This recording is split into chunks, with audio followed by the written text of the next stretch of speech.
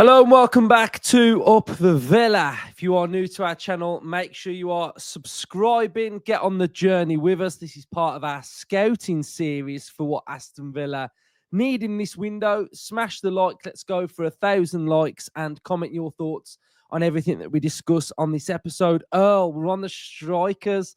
Like this is proper players now. These are the ones that get you excited. So, how are you? Yeah, I'm very well. So we got a lot to go through on this episode. Then we're gonna take a look at a few different players under different categories that we are looking at. Now, number one is we're gonna look at strikers if Watkins was to go. So, what type of striker?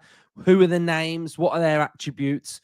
We're also going to look at young strikers that could potentially play a role as part of the squad and nurturing, and growing.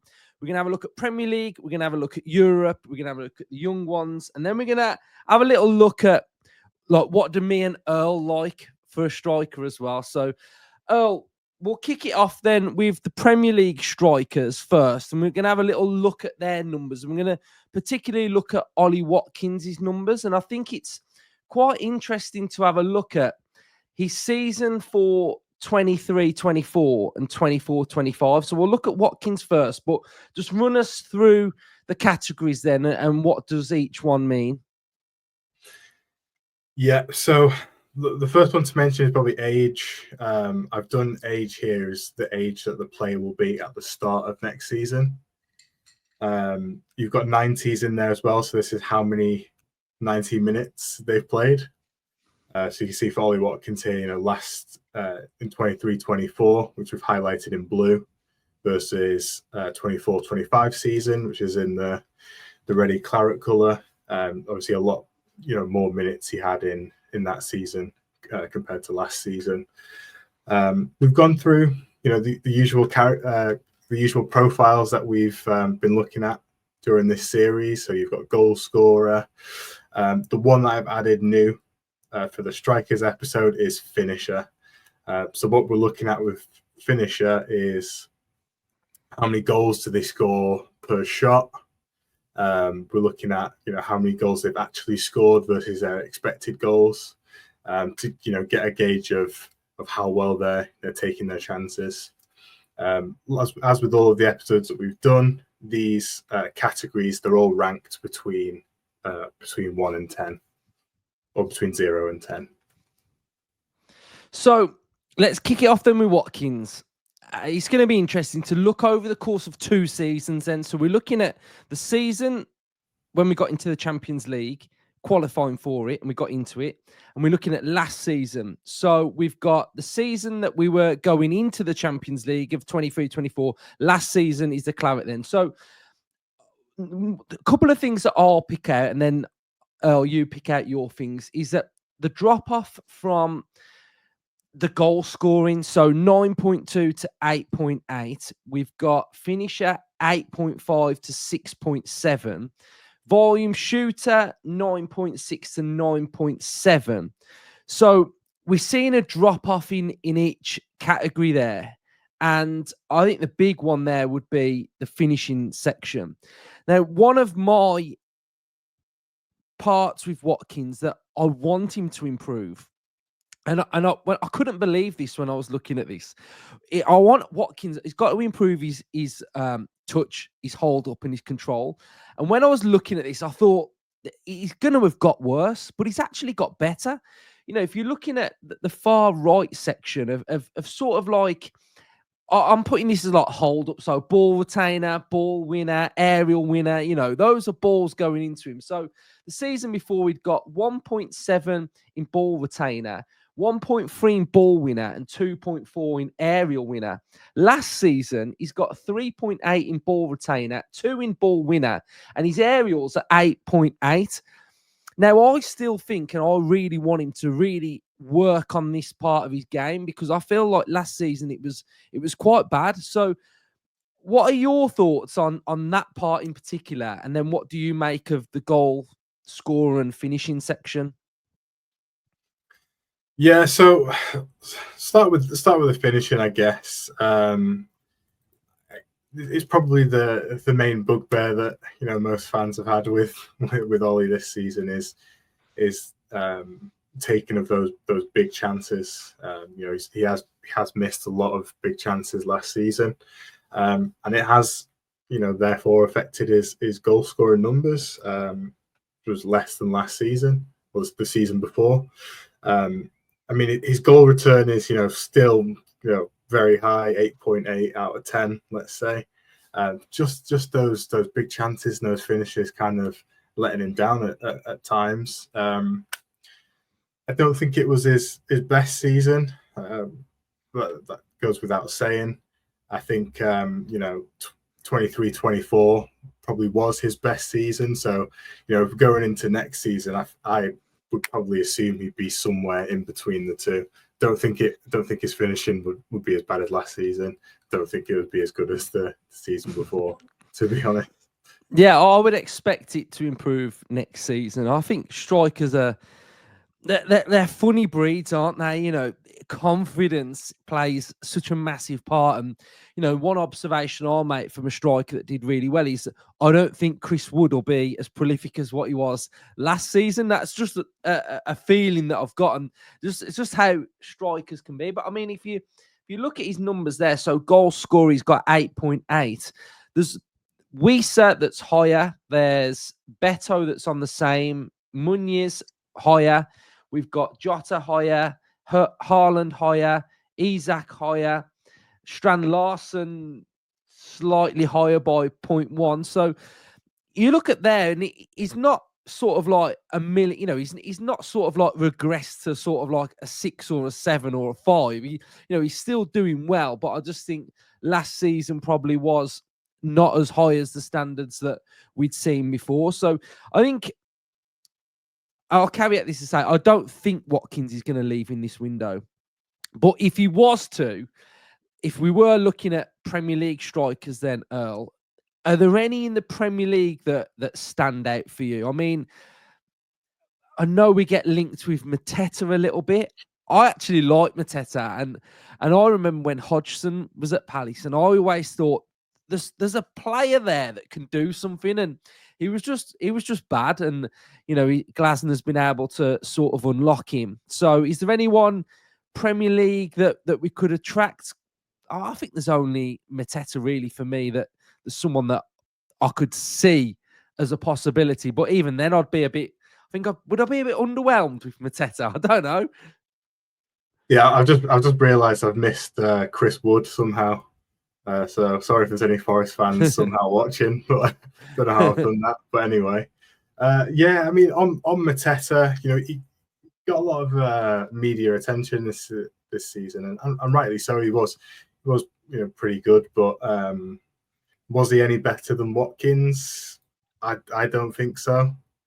We look at his numbers here. He scored fewer goals, he got fewer assists, and yeah, he missed fewer big chances. But if you're looking at all chances overall, in terms of a finisher, he's probably about the same. So yeah, he's a good player, but he's going to be 28. Watkins is 29. Is he any better than Watkins?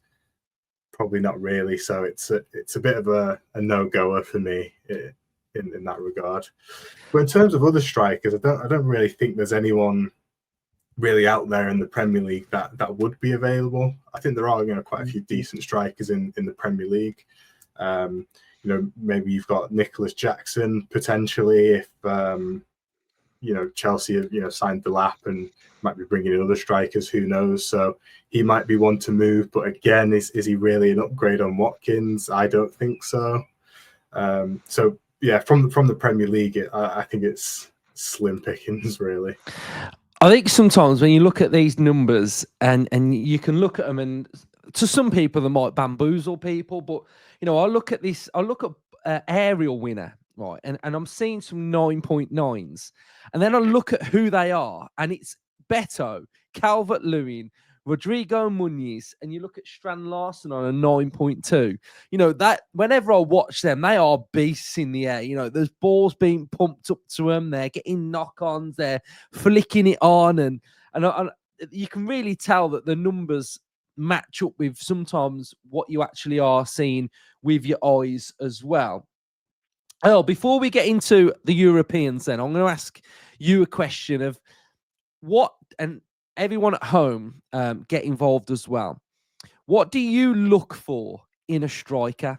What are some of the attributes and the elements to a striker that you look at before you notice anything else? I think for me with strikers, it's cut and dry. Goals and then assists, secondary. So the first thing I look at is goals. The second thing I look at is assists. For me, I'd want a striker who scores a lot of goals. However, those goals come, you know, ideally you want a striker that scores different kinds of goals, but yeah, like just a striker that scores goals and then build the rest of the team around them. I think it's one of them positions where it's so key. You build your game plan and your rest of the team around how your striker scores goals. So for me, it's not as important like what kind of striker. It's just that they score goals, pretty much. See, Earl's greedy. Earl wants the goals, whereas I think I'm a little bit more fussy here because I've asked you that question and I've wrote down some words that highlight what I look for in a striker. So I've wrote down control, touch, around the box, movement, being intelligent, vision to keep the ball flowing, hold up play. So all those are like linking together.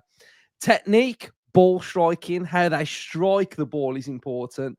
Finishing, you mentioned it, different types of goals. So we don't just keep scoring the same type of goals. I want a thinker, somebody who can think and find space well. Be a bit aggressive, you know, have a bit of something about you. Delap's got a bit of something about him. Like I see him all the time, like leaving it on someone and that. And then just be confident. So confident to take penalties and just be that guy.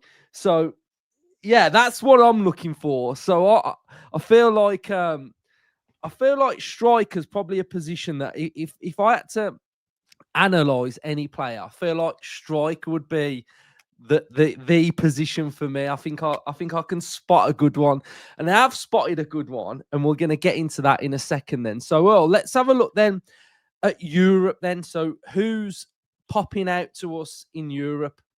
I'll sort this by largest to smallest for goal scorer as well. So yeah, so at the top to bottom, we've got the highest rated for goal scorer. So is anyone popping out at you immediately? We're going to go down to 23 actually, and it's a player that I'm not going to lie, Earl. Nick Woltemade, who I have scouted myself. Now, anyone who hasn't heard of Nick Woltemade, go and check him out. He's a regen between Peter Crouch, and I'm going to say he's got a bit of pace about him and a bit of like just drive and zip. And I think he's absolutely quality. And, you know, he's playing for Stuttgart. He's playing for the Germany under 21s. He's bagging goals. For how tall he is, how he moves around that pitch and how he dribbles and his touch and his finishing, he's been really good. And so far, he's under 21s. He's on an incredible run. He's got 2 goals against Estonia and an assist. A goal against Bulgaria, assists against Denmark, France, Slovakia, 3 goals against Spain, 3 goals against Slovenia, and 1 goal and 2 assists against the Czech Republic. He's also got 8.82 touches in the opposition's box per 90 in the Bundesliga, putting him on the top 1% of forwards across Europe's top 5 leagues. And he's also the highest in offensive duels per 90. This guy, he's good. And I know I mentioned him to you a couple of days ago. Do you like him as much as me? Yeah, I am a fan of a tall striker. To be fair, I think he's what is he about 6'5", 6'6". So yeah, back in the day, John Carew was one of my favorite players. So yeah, definitely can see him in a Villa shirt. Or Crouchy as well, I guess, play for Villa. But yeah, I mean, you can see it here with the. I've given him a 9.3 for aerial wins. That speaks for itself. But I think what's highly rated with what I highly rate with him as well. If you look at his passing and his dribbling are both good. So he's got a good balance between passing, dribbling, creating for others as well. And then obviously his goal scoring's high and his finishing's good as well. Yeah. So another player who, again, he's very unrealistic for Villa would be Hugo Ekitike. I think he is absolutely phenomenal at the minute. I think he's absolutely smashing it for Frankfurt. What are his numbers like? Yeah, so he's again a taller striker, good in the air, good scores goals, gets assists. Again, if you look at his passing and his dribbling, especially, is very high. Takes a lot of shots. The thing with Ekitike as well is his ranks low, very low for finisher. So that would be something that probably needs to improve. It's probably quite low because of how many shots he does take. Some of them are probably low quality chances, but yeah, if you look at the goals that he's actually scored versus how many he was expected to, it's quite low. Missed quite a few big chances, probably not as many as Watkins last season, but yeah, I mean all round he's a cracking player and only 23 at the start of next season as well, so a lot of potential there. Yeah, and some players that stand out on that list: Illich, Union Berlin. I mean, he's goal scoring 9.4, 8.9 finisher, 8.9 in volume shooter as well. So he's finding the back of the net a lot. Weirdly, like a different type of striker to Woltemade and Ekitike that we've just mentioned, because you can see here he's all about the goals, his creative numbers, assists, passing, dribbling is a lot lower than the other two, but like the other two that we've highlighted as well, very high aerial winner. So maybe that's the kind of striker we both like. Well, we'll just touch on that then. What type of striker do we like? Again, in the comments, everyone at home, let us know, because it puts me on to there's lots of different types of strikers. There's not just one generic type. You can be tall, more physical. You can be a little bit smaller that really drops in, and sometimes like little number 10 vibes can turn into strikers. You look at a player like Wieser. Like, I wouldn't technically say Wieser is a striker. I would say he's like more of a forward, not a striker. And when you're comparing him to someone like Woltemade, like that's a striker, or Marcus Thuram, that's a striker. So my favorite strikers through the years are probably more like Drogba's, a Drogba type striker, or even like someone like Bergkamp that's just got a little bit more finesse about him. And I for some reason, I really liked Cisse for Newcastle. He was just a player that, in that era, that I just, when he just smacks it against Chelsea, like top striker. I will give a mention to Angel as well, because it'd be rude not to. But like Angel, what a vibe he was. So there's all different types, and then you compare Angel to Dublin, and Dublin to Watkins, and York to Carew, and they're all different types of players. So what type of striker do you like, Earl? Yeah, well, like I say before, I'm biased towards the bigger striker, just maybe because I probably wanted to be one myself back in the day. But yeah, I like I mentioned before, I try my best not to have a favorite in type of striker in particular, because you could get, I don't know, like Messi, for example. He's not physical and he's not going to win you aerial duels, but what he can do in other areas are just unbelievable. So yeah, I guess like I said before, I'm just interested in try to be interested in the goals and assists, and then build the team around that, getting them the goals. Yeah, so we've put some names out there then for Premier League European.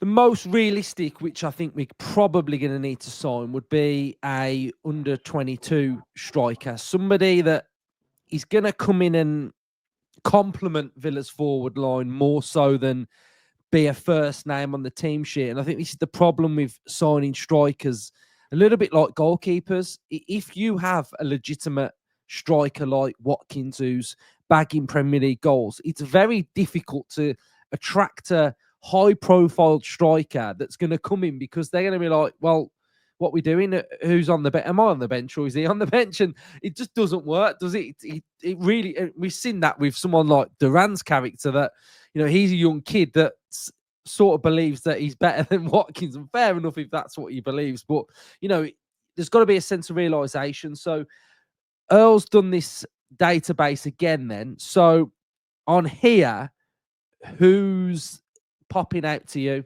apart from John Duran? Because I can see John Duran's there. So what I've done for this one is it's similar to the last spreadsheet that we looked at, but this is just players that are under 22 or who will be 22 at the start of next season. I've only just, you know, for time's sake, I've only pulled in the top 5 leagues. But what I have been able to do is look at a couple of seasons of data as well. So I pulled in 24-25, and you'll see some who are some data from 23-24 as well. So like Evan Ferguson here, for example, just so I could get a few more into the spreadsheet for everyone. 90s are a bit lower, obviously, as you'd expect. You know, the younger players tend to play fewer minutes than more established players in their prime, obviously. But yeah, it can be a very good sign if an under 22 is getting a lot of minutes. It shows that they're deemed ready to play men's football, I guess. But yeah, the categories are all the same as the previous, but they are a bit more localized to these players who have fewer 90s as well. So it's the ratings might be slightly different between the two sheets if a player appears on both. Yeah, so Samu Omarodion, I'm sure, is that the guy we've been linked with before? Yeah. So what I've got here, this is his data from 23-24 season when he was at Alves. Obviously, after the season he had, it was a great season there in La Liga in Spain. He got the move to Porto, so he played in the Portuguese league last season. I think he had 18 goals, if I remember correctly. But yeah, like I said, this is just the data from the top 5 leagues. So this was from his time in Spain, and yeah, we've been linked with him recently. Finishing 3.4, not too tasty at all, is it, for Earl? That, I mean, Earl, that's not that, you're not licking your lips with that, are you? Yeah, I mean, we'll have to have another look potentially at, you know, if the links come back at, you know, how he's done in Portugal in terms of his finishing. But yeah, in La Liga it wasn't the highest, let's say. But yeah, I mean, with these young players, you expect them to get better, you know, season on season as well. So you know, when you say it, you hope it's something that a player can improve on. With these kind of younger players, you almost expect them to improve as well. So yeah, I mean, just below him is a £30 million bargain, Liam Delap. I mean, for me, he's going to be a Premier League. He's going to be a Premier League player that gets a lot of goals, I think.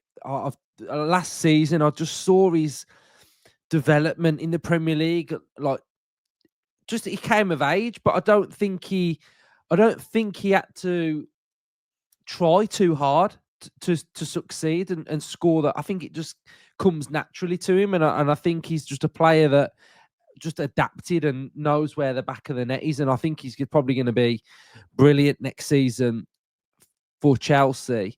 Who is there anyone else that you've spotted on this list when you were sort of making it that sort of stood out to you? What I'll do as well, if I can filter it by finisher, we look at the best finishers as well. You got the top two pair from Liga in France.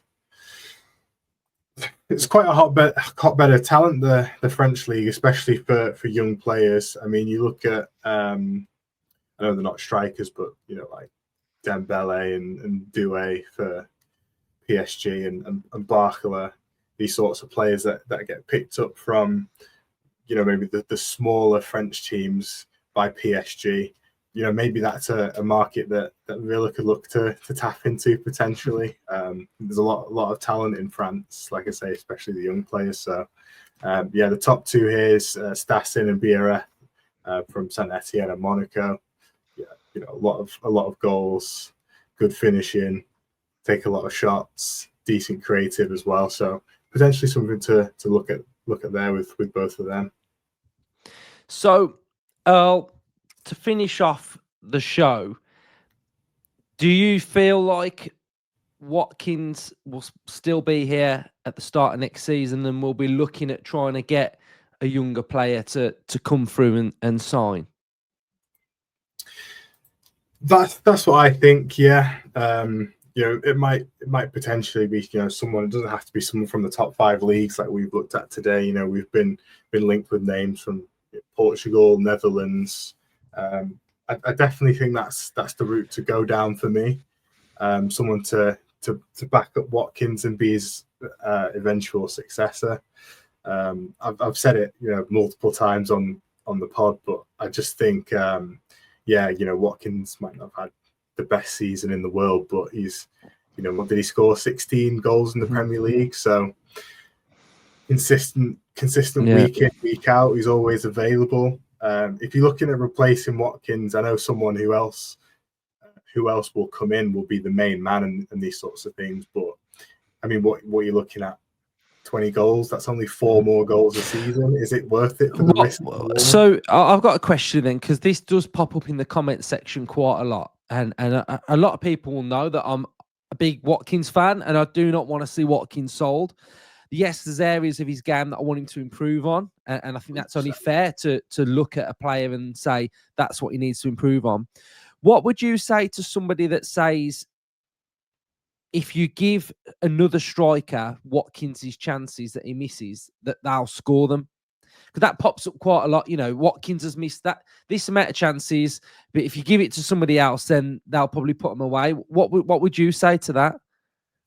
Yeah, I mean, it's the thing, and it's the obvious like standout stat when you look at Watkins is big chances missed. But for me, big chances missed is a bit of a flawed stat, a bit of a flawed metric, because you're not looking at all chances. You're missing out on so many chances there. He might be very good at the medium chances, or the low chances, the low quality chances, let's say. So for me, it all balances out, and I think overall he's a decent finisher. He misses some of the ones that you expect him to score, but he scores some goals that you wouldn't expect other strikers to score. So if you look at his whole body of work, I think he's a very good striker. Will he be disappointed with some of the chances he's missed? Probably. I personally don't think that'll happen again next season. I think it was a low. I think the injury's probably not helped. I think he's been playing through one, and he got called up to England, and he's gone home because he's got an injury, and it's probably the same little niggle that has been with him all season, really. So I'm with you. I think when you talk about big chances missed, the next 2 players are always Haaland and Salah. So they're missing a lot of chances as well. So I think he's really good, and I think his numbers are there still, and while he's still banging in them goals, then I don't think we're in a position to say no, you're not good enough for Villa anymore. Let's move you on, really. So we'll finish the show there then. That was the strikers. So we've done right back, right wing, and strikers. I think we'll probably do one more of these. We'll do left-sided players, and then that should round out our series. So hopefully you've enjoyed it. Something a little bit different to the channel, looking at and scouting and talking about players and looking at the numbers. And yeah, I really enjoy it, and it keeps Earl busy anyway. So cheers everyone for watching. Subscribe, smash the likes, and comment your thoughts.